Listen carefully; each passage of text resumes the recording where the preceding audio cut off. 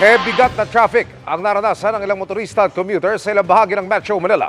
Huling weekend na kasi bago magpasko, kaya marami ang mga nagkakabol na mag-Christmas shopping. Mula po sa Ortigas, nakatutok live si Rafi Tima. Rafi.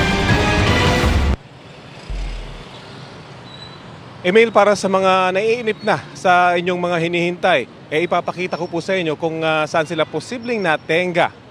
Mula sa Himpapawid ay ganito po ang itsura ng EDSA northbound ngayong gabi.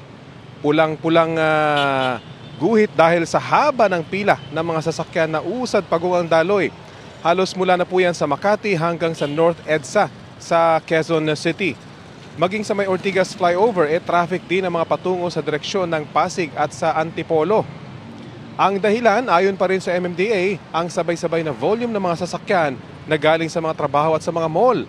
Sa EDSA lang halimbawa, ang maliliit na kalye na galing sa mga mall sa Ortigas at nakadugtong sa EDSA, kita po sa drone video na ito kung paano nagkakaroon ng choke point sa mga lugar na ito. Ang resulta, ang malawak na EDSA sumisikip dahil sa singitan ng mga sasakyan.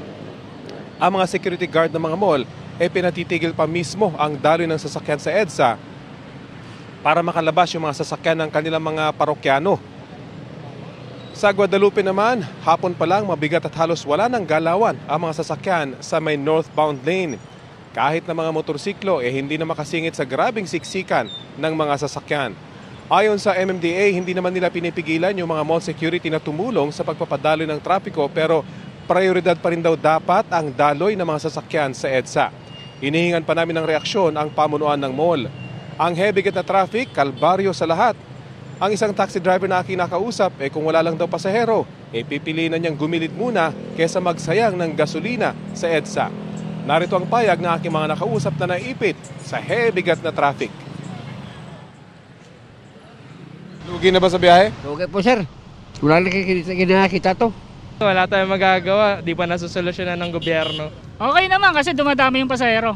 Kaya lang, medyo mabagal yung takbo.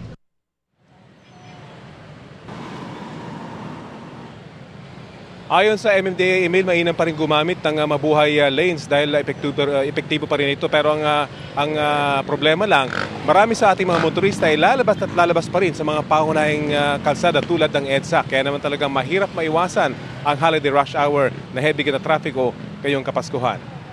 Emil? Maraming salamat, Rafi Tima.